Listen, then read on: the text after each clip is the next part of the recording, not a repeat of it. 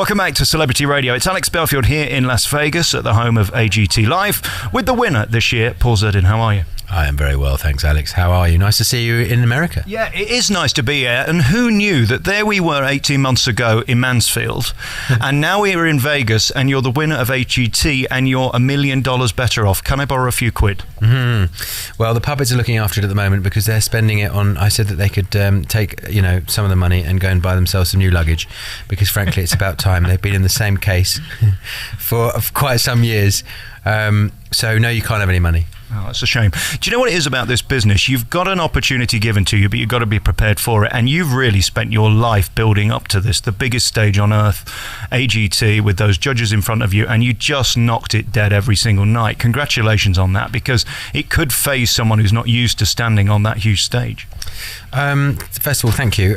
Yes, it could. Yeah, I mean, it was a gamble, to be honest, because I've been doing this for a long time, as you know, and to kind of put yourself in that position where you're sort of on the line, where it could go either way. I was quietly confident, but there are no guarantees with this, and I just thought it might be worth having a go, across the pond and in America, and just seeing what happened.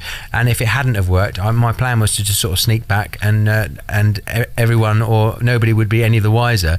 Of course, I forgot about social media and that side of things, and so nothing escapes anybody now, which is good and bad.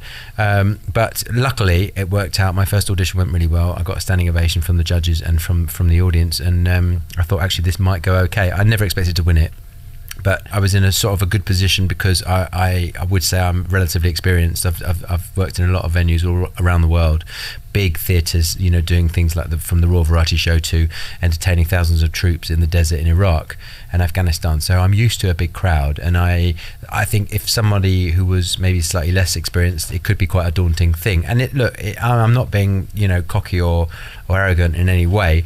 It's still a big deal when you're standing, particularly the live shows, in the wings of Radio City Music Hall, waiting to walk on stage, entertain 6,000 people in the theatre and millions of people at home on NBC. So, it's still a big deal. It's not like, oh yes, darling, it's a piece of pea. Anyone can do this. I felt like I was prepared, and I felt bring it on. However, there was still I had that buzz in me, and thinking, it could all go wrong. I could balls it all up, but luckily I didn't. There is an irony that you started your career on a talent show, and then you've been a pro in England for all these years, and you have been selling out theatres and doing professional pantomime, and you're one of those acts, I said to you last time, that is a guaranteed hit. I mean, your stuff is crafted. It's not risky in a sense that it might flop. I mean, you've got a really strong act because you've been doing it so long.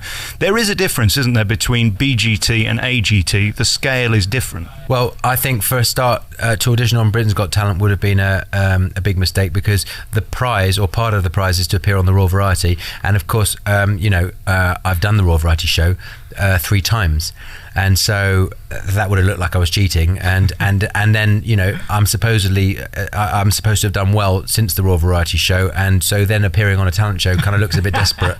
So those were my reasons for not appearing on Britain's Got Talent or going for the competition. The American thing, like you say, is a much bigger market, and a different audience completely. And I thought that was definitely worth a try. And there's been some criticism with me winning the show. So I've noticed on social media people saying, "Oh, it's not fair. A professional act won a show." Well, the competition is open to anyone, amateurs, professionals, and people all over the world. There was some criticism saying, "Well, it should have been an American that won it. It was a Brit that won it." But Britain's Got Talent has had foreign winners. They've been fantastic. They've won the show. There was a Canadian magician called Darcy Oak who did fantastically well on Britain's Got Talent. 3 of the 4 judges on America's Got Talent aren't American, and the competition is open to anybody, and it's worldwide, and you can be professional, semi-professional, amateur, whatever. So I don't think that really matters. It's can you do the job and entertain at the end of the day. I was keeping my eye on Twitter too. I wonder why you won it. Was it the English charm? Was it the look of your act? The fact that you have these guns and things that the women clearly seem to like. It is a package. I mean, deeply unattractive men like myself would struggle on AGT, wouldn't we? I think you're gorgeous. But I think, to be honest, it's got to be entertaining. You want to try and, I try and look as presentable as I can. I like working out, and I want to be at my healthiest and my fittest if possible, especially if I'm going to be on TV in front of millions of people. But at the end of the day, it's got to be entertaining. I try and be technically the best ventriloquist I can be. I learned from a fantastic ventriloquist, Ray Allen, who's no longer with us, but he wrote the best book in my view on how to be a ventriloquist. So I want to be technically the best I can be, but the most important thing is to be entertaining and for it to be funny, and hopefully, and thankfully I was entertaining, so it seems, because they voted me the winner, and I'm very flattered and unbelievably grateful. But yeah, you got to just get out there and make them laugh, and that's all that matters. It doesn't really matter how you look, as long as you're funny. You could be, technically the greatest ventriloquist in the world, not moving your lips, but if the act's not funny, then you're just a man on stage talking to yourself and looking a bit weird. So it's about entertaining. How nervous were you that moment before the announcement who won the show? How did you deal with that moment? There were a couple of moments that I had. First of all, the beginning of the live shows, the quarterfinal, when I was in the wings at Radio City, I kind of pinched myself because I was thinking, wow, I'm at Radio City Music Hall about to do live television. And I gave myself a bit of a pep talk and just said, right, come on, don't balls this up. This is a massive opportunity. This could go really well. So I kind of said to myself, right, this is a massive, massive deal. Don't screw it up. And then when I got to the finals, I was thinking, well, I've got to the finals, so I was happy with that. And to win it, obviously, it was the sort of icing on the cake, or the cherry on the icing on the cake. I never know that expression. Anyway, I was standing there, and as it kind of got whittled down to the two of us, myself and Drew Lynch, I thought, well, he's going to win. He's a really charming, very personable, really funny guy. I thought that they would go for one of their own, and it was nerve-wracking, sort of beyond belief. And after a while, because you're standing on stage for so long, and then they suddenly go to a commercial break and they really draw it out. You kind of become a bit sort of numb to it, really. And every ad break, I was sort of saying, me and Drew were making jokes, just trying to keep ourselves, sane and getting through it. I mean, it was quite nerve-wracking. And my reaction when I won was absolutely genuine. I was gobsmacked. And suddenly, in my head, I had a whole list of people I wanted to thank, and then they ran out of time, so I didn't get to thank anybody. But I did in some of the PR and press afterwards. But yeah, it's a very daunting thing. Even though I've been doing it for a lot of years, I've never quite been in that situation before. It's sort of out of your hands, really, and yet you still have to be on stage waiting to find out these results. So yes, it's torturous. And I love your act for many reasons. One, it's very charming and it's warm. You're not trying to be political or anything like that. You're just trying to be funny. But you add in this technical level, especially, I think it was the semi-finals, where you have the robotics of the stuff. And that must be even more terrifying, because there's a point you can't control that. You've got to hope the batteries are working, the guy's pressing the right button, you're doing your right thing. There's a lot to go wrong. That's an added pressure. Was there a debate whether actually it was too risky? Because if it had failed, you'd have fallen on your ass. As it turns out, it was utterly joyous. Well, to be honest, when you do this show, as I found out along the way, you have to kind of pace yourself, and each spot you do for each heat has to kind of you have to up the ante, and it's got to better the spot that you've done before, but you still got to hold something back so that you can, if you were lucky enough to get into the finals, you had a spot that would be strong enough to top everything else you've done.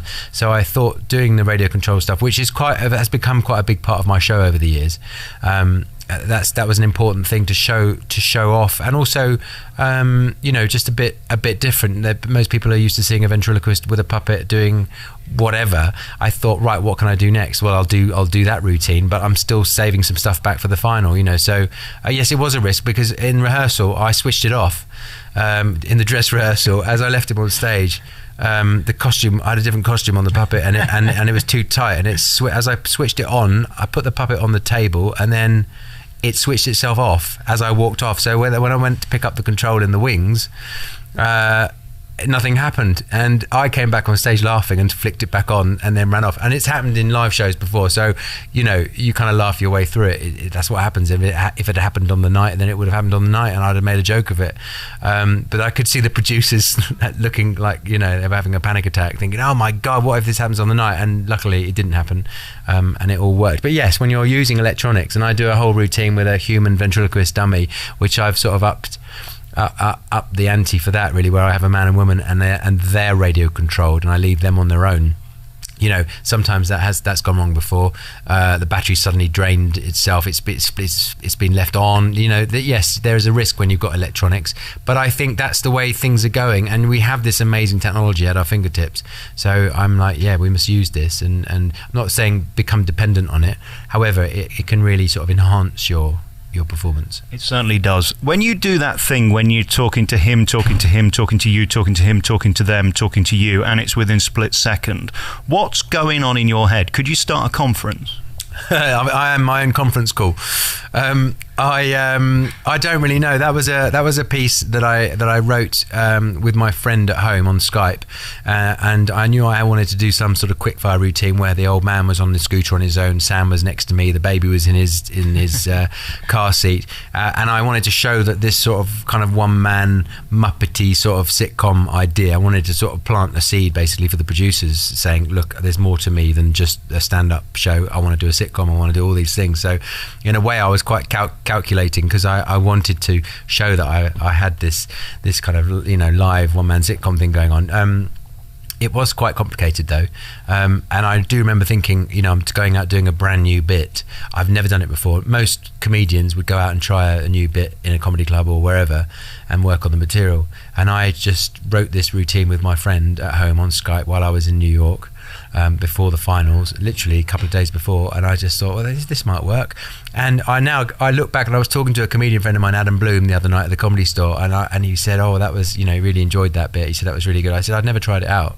I said, I just did it on live television and just hoped for the best. I practiced it a lot, and my friend Lee, who was doing my radio control, he was controlling Albert. I was doing the voice of Albert, obviously, because it was all ventriloquism, but someone else was controlling Albert's mouth. And lip syncing to my ventriloquism. He was panicking as well, because it was full on. But we rehearsed and that's the thing with that, you just got to keep rehearsing. But yes, there was a slight element of, I think if you watch it back, I haven't watched it back yet, but I'm sure if you were to watch it back, you probably see a look of kind of fear, panic, everything all in one in my eyes. But it seemed to work, and I think that's you've got to try and take risks and do different stuff, really. So it was worth doing. But maybe not in front of 22 million people. Is that how many it was? It's something like that. Blimey. Okay. Yeah, but you know what? It's funny, because you're in a theatre, and it's there were just under 6,000 people in the theatre, and you're on television, but you're on TV, and I think I was always taught that when I was doing TV, you should. Like a radio presenter, you look, or you're talking to one person, and so I kind of have the same mentality in my head that I'm performing to one person, apart from the theatre audience, and I know there's a whole audience at home, but for some reason I just thought, well, don't let it get to you. I just think the bigger the better, really. Bring it on. So let's talk about you. We're here today with Paul Zerdin. As I say, we're here at the Planet Hollywood, which is home to the AGT Live, which is going to be taking place for the next 3 nights. I wonder how this has changed your life. I mean, we know you've got these 3 gigs. This gives you a platform of choices. You could come here and live here and have a show in Vegas, I'm sure, because this is the home of ventriloquists who still earn big money. You've got Panto in England coming up, so you've got to go back for that. How has this changed your life, and what decisions have you made so far? I love saying this because it makes me laugh. It's like, over the next these few months, it's been Radio City Music Hall, Planet Hollywood Vegas, Theatre Royal Plymouth, and it just makes me laugh. It's such a contrast, and I love all of it. It's so different. It's changed my life quite dramatically, because suddenly it kind of puts you on the map a bit, and you get a lot of attention, which is fantastic when you've been working a long time to try and, you know, kind of make your name. It's weird that it's happened in a different country, but it seems to be filtering back home. And I'm talking to TV people again that I was talking to a few years ago who kind of, you know, lost interest for whatever reason. When things went off the boil, suddenly they're interested again now. And you know, I find that quite interesting. But that, you know, that's show business. If you're suddenly, you know, when you're hot, you know, you suddenly get some attention.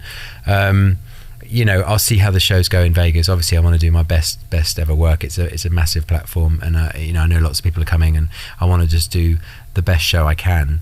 And to maybe work here again would be an amazing thing to do. You know, Terry Fator's become a friend of mine, and I've seen his show a number of times, and it's terrific. You know, and he's absolutely flying the flag for you know, headlining ventriloquist acts, and he's a brilliant performer. It's a brilliant show, and he's kind of living the dream, really. I've also liked the fact that you know, I've enjoyed all the television that I've done, and I've always enjoyed performing television because you can do different things with it rather than just in a live performance. So I'm keen to explore live telly projects and things, which I've got lots of ideas, which I've been working on, you know, over the years. So I've got a book full of ideas, and hopefully some of them may come to fruition. And now that I've got this exposure, so I'm talking to NBC about doing some more TV stuff, and I like the fact that I can come home and do some more TV at home, because, you know, I'm not someone that wants to just sort of up sticks and leave. You know, I've worked 25 years in the UK to sort of make a name for myself, so I'm not just gonna, you know, sod off to the States. I'd like to be able to have the best of both worlds, really, and do both. Maybe that's greedy, I don't know, but I'm gonna try my darndest. And again, people might forget, but you are a big personality comedian in your own right. I know you have it vicariously through the puppets, but you could lose them. Is that a possibility that we could just see Paul Zerdin, the entertainer, opposed to the ventriloquist? You're funny yourself. You're funny. You know, it's not something I never wanted to be a comedian as such. I was always, you know, I was just obsessed with the Muppets, which I've said in interviews with you before. You know, the Muppets and Sesame Street and the Muppet Show, all those characters. I always just wanted to do something with those puppets, and comedy. I loved comedy and I loved magic. I never wanted to be a straightforward stand-up comedian. I like the fact that within my show I can do, there's all sorts of elements to it. So there are puppets in the show, in stand-up performances, but there's also you know, there's moments within the show I get to talk about being a ventriloquist, and I get to do my own stand-up comedy, and I enjoy that as well. It also gives my arm a rest, because, you know, having it shoved up the arse of a puppet, you know, for an hour and a half every night, it gives you an achy arm, to be honest. So that's also, you know, it's a moment just for me to have a breather. But I don't know, I never really thought. I mean, I like to do, you know, I used to be a kids presenter a long time ago, and I enjoyed presenting, and maybe I could do some more presenting. I like doing the stuff with the puppets because it's, you know, they're such silly characters and over the top kind of caricatures, like the old man and the baby, that you can be funnier, I think, than if it was just me as a human. So I don't know, we'll see what happens, really. I'm sort of, you know, I'm up for anything. It's interesting. I said to you last time that you are the least creepiest ventriloquist I think I've ever seen, probably other than Terry Fator, actually, and Met. You don't take them back to the dressing room and scream at them if the audience don't laugh. I've heard stories of that. I mean, some of these puppets become the ventriloquist's best friend. That's certainly not the case with you. It is a job, and they go back in the case at the end of the night. They certainly do. I don't talk to them when I come off stage. There was that story of I think it was at the Palladium, yes. And it was an American ventriloquist, I believe, and he absolutely died on his arse. And apparently he was overheard in the dressing room shouting at the puppet saying, "You weren't funny tonight, you really let me down." And I just think, God, if I ever got to that position, then Jesus Christ, you know, the men in white coats would have to take me away. But you know, the way that the ventriloquists have been sort of depicted in movies and TV dramas and things over the years, it's no wonder that people think we're mad.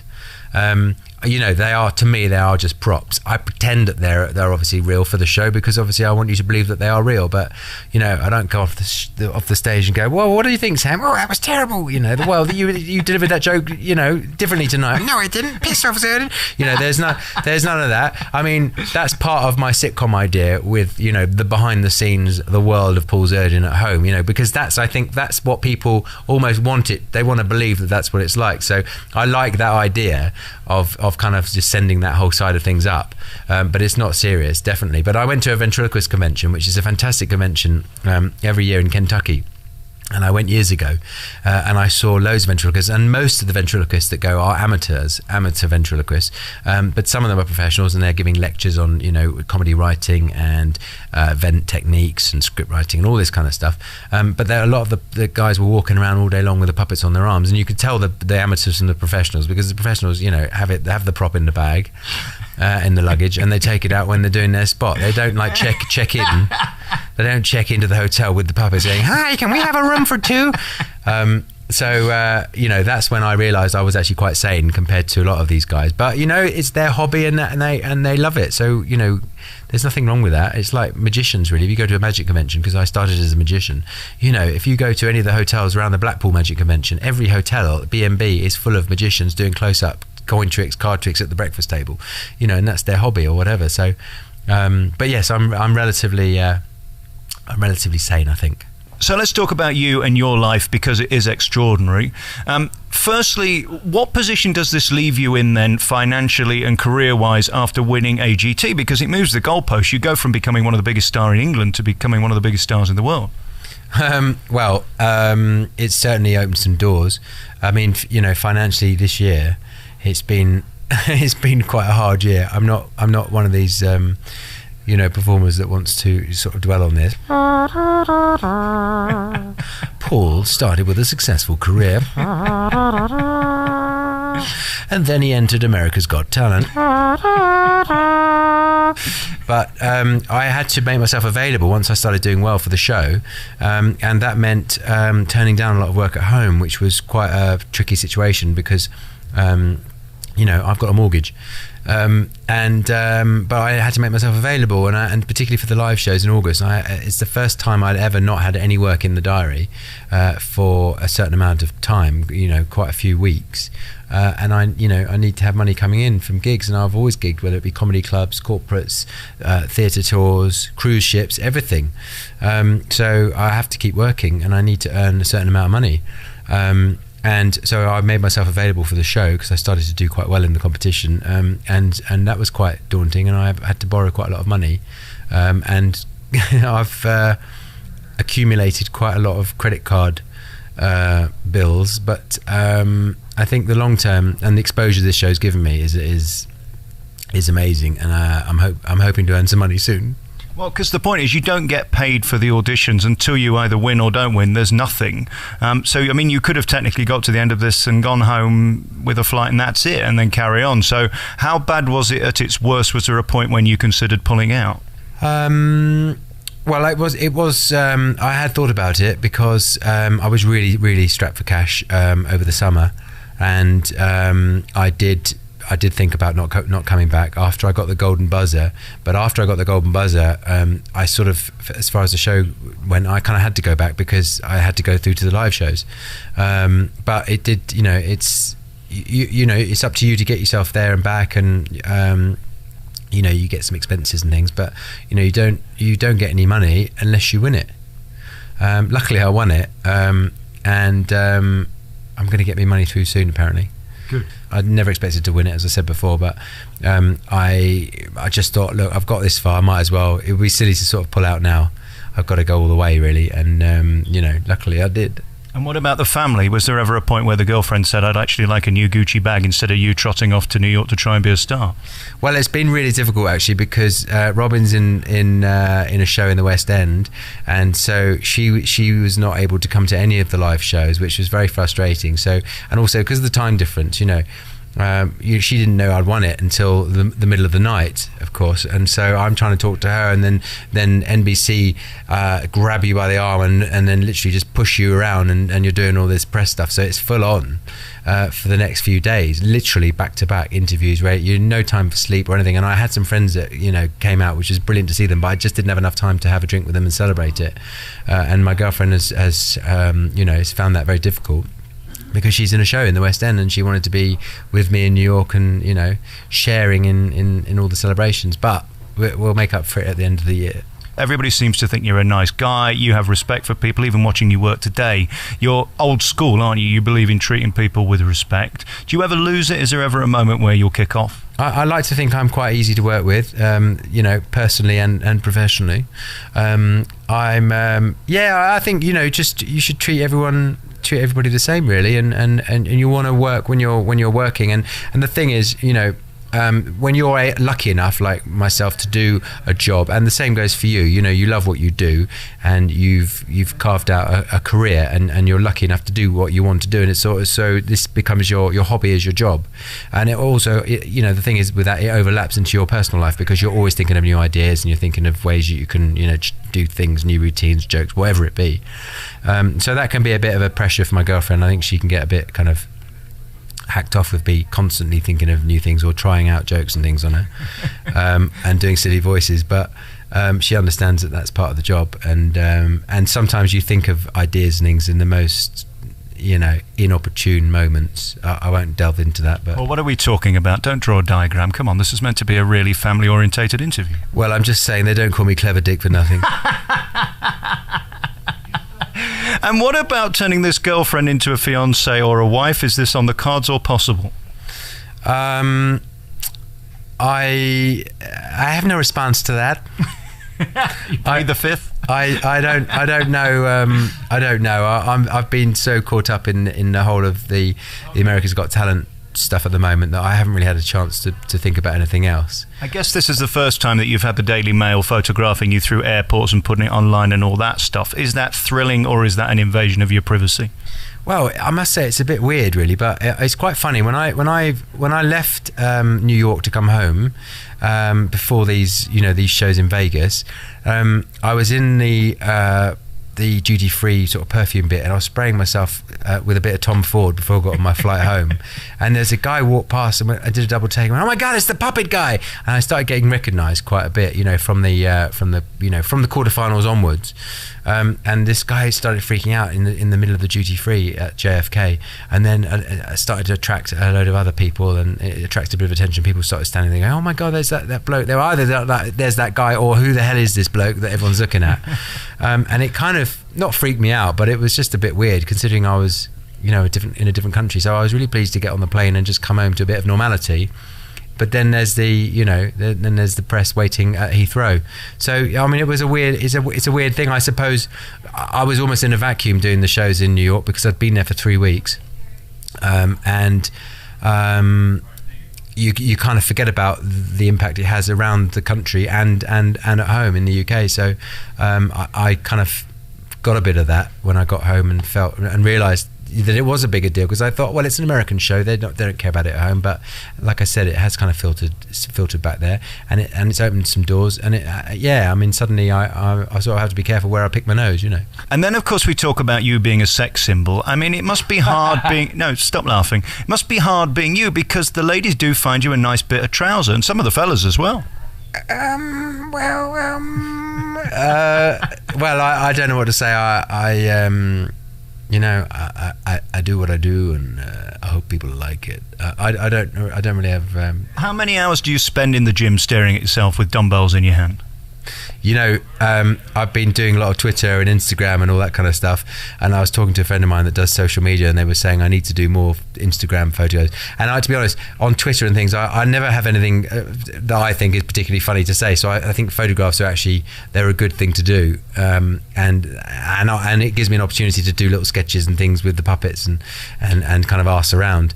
But I was in the gym the other day, a few weeks ago, and I was on the bench press, and I thought I'll take a picture, and I sort of set the camera up and did a picture of me in the mirror, and it kind of made me laugh, and I put some silly comment on it, and then afterwards I thought about it and just thought, oh God, that's so wanky, that's just not me. I like working out, I like being fit, I like going running, but I'm not I don't, the whole sort of social media thing is a strange thing. You sort of have to do a certain amount of it now, because that's what everything is, but I like to keep fit, but I don't I just want to try and look, I want to just try and look as sharp as I can, really. How old are you now? I'm 56. You've got to be careful with that, haven't you? Because there is a point where it becomes sort of from fit, sort of I'm going to nice bit of trouser to creepy old man. You've got to be careful. Well, I've already got a creepy old man called Albert, and so I can at the moment I can be the creepy old man, but I can still be myself. And I'm let's just say I'm very, very, very late 30s. Paul Zerdin, it's really nice seeing you. I'm so proud of you and pleased for you. You deserve this more than anyone. You've toured for years and you've worked hard at your act, and you deserve this prize. You're a showbiz star for a reason that you've got a good act, and I know you'll have an amazing career. Paul, great to talk to you. Likewise, Alex. It's lovely to see you, and it's really nice to do it, across the other side of the pond. Yeah, let's do it again. You can pay next time. Once you've paid off those credit cards. Yeah, no, it's been a pleasure. Thanks, Alex.